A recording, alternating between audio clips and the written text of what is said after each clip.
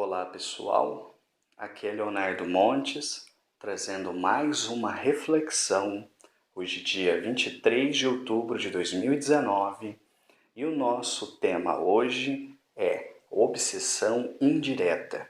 Se você quiser ouvir outras reflexões, acessa youtube.com/voz espiritualista.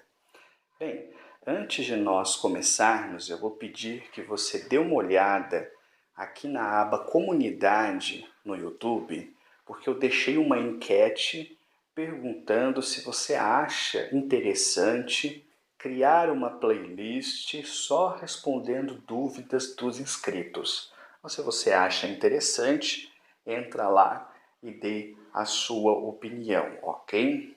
Bem, vamos para o nosso tema, obsessão indireta. O que é isso? Vamos falar antes da obsessão.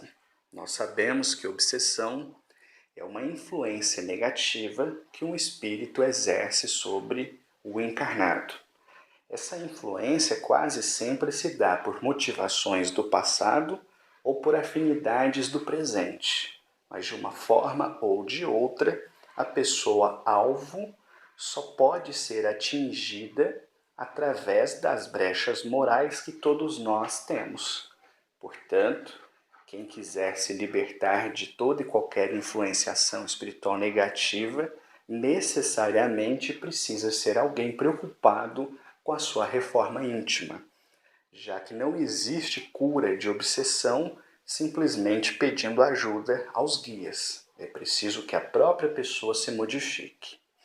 Bem, e quem tem algum trabalho espiritual, seja ele qual for, sabe que muitas vezes o simples fato de trabalhar no bem é motivo mais do que suficiente para despertar a atenção daqueles espíritos que não querem a melhoria da Terra. Eu me recordo quando o terreiro, a primeira casa que eu trabalhei, ela mudou de endereço. Na nossa reunião de desobsessão, começaram a se manifestar muitos espíritos que diziam assim: o que vocês estão fazendo aqui nesse bairro?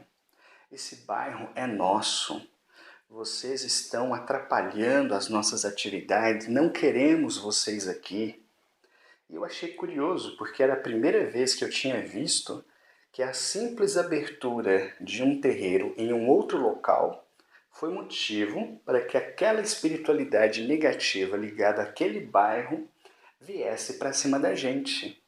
Então não é à toa que muitas vezes, quando vai abrir um centro espírita, vai abrir um terreiro, vai abrir uma casa espiritualista, muitos vizinhos viram um bicho, querem que aquilo suma, fazem campanhas, trabalham contra, porque sem dúvida, se forem pessoas com a mentalidade inclinada à negatividade, esses espíritos que não querem aquele trabalho naquela localidade vão influenciar essa pessoa para que ela possa atacar a organização. Isso é obsessão indireta. Quando a entidade não consegue atingir o alvo, ela vai procurar no seu entorno aqueles que são frágeis o suficiente para que ela possa influenciar. Então não é à toa que muitas vezes o médium começa a trabalhar e de repente o pai implica, a mãe implica, o irmão implica, o avô implica, o amigo implica, não é? Vocês já devem ter passado por isso.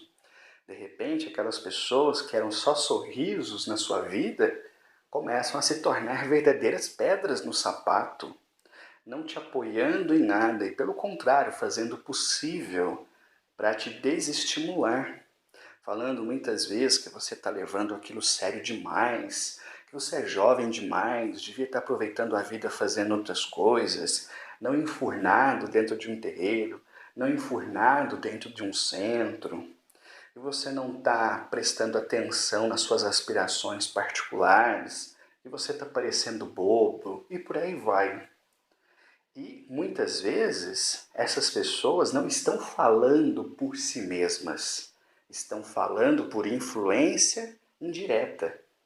Estão falando porque muitas vezes o obsessor não consegue nos atingir diretamente, então ele procura ao nosso redor pessoas mais fracas, a quem ele pode atingir, sabendo que se aquela pessoa nos atinge, então ele também consegue realizar o seu intento.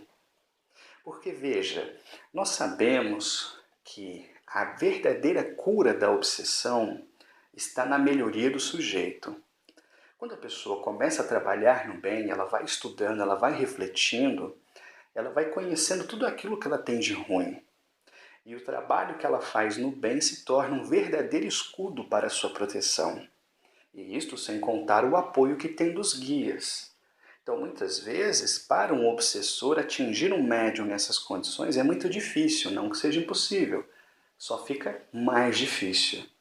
Então, ao invés dele atacar de frente, ele para e analisa o nosso contexto. Ele vai observar a nossa família, ele vai observar o nosso serviço, ele vai observar os nossos amigos, para ver quais dessas pessoas nestes contextos eles conseguem atacar diretamente para que elas nos atinjam. Porque, por exemplo, o médium pode ser forte, pegar firme na oração e não se deixar levar pelas sugestões do mal. Mas se o obsessor começa a influenciar a sua mãe, e a sua mãe, uma figura que ele tem muito respeito, começa a lhe dizer coisas pesadas, coisas negativas, talvez a fé do médium acabe sendo abalada, não é? E se ele atinge um filho, atinge um primo, atinge o avô, atinge o chefe de serviço e por aí vai. Então, eu estou trazendo esse assunto porque eu sei que isso incomoda muitos médiuns e é uma coisa absolutamente comum, acontece com todos.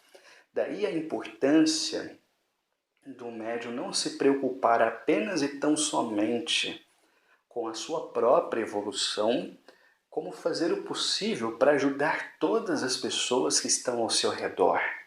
Daí a importância de fazer o evangelho no lar, que é uma coisa tão simples, ajuda tanto e ainda assim a maioria dos médiuns ignora. Não dá o devido valor na oração em família. Como isso fortalece os corações, como isso leva também espiritualidade aos outros. Então, sim, a obsessão indireta acontece. E quando você perceber que ela está acontecendo, ao invés de ficar com raiva daquela pessoa, ao invés de querer torcer o pescoço do chefe, dar um murro na cara do primo, nunca mais conversar com o avô, faça o contrário, ore por essas pessoas. Porque muitas vezes elas estão sendo usadas. Essas entidades aproveitam as brechas que essas pessoas possuem e vão insuflando nelas pensamentos que elas vão assimilando como se fossem delas próprias. E muitas vezes, sem querer, elas acabam nos fazendo mal. Então não é à toa que o próprio Jesus, nos Evangelhos, nos convida, a orar por aqueles que nos perseguem e caluniam. Porque ele já sabia que muitas vezes essas pessoas, familiares, amigos, parentes, enfim, que nos perseguem por conta do nosso trabalho espiritual, estão sendo muitas vezes, sem o saber, instrumento das trevas para que nós possamos desistir.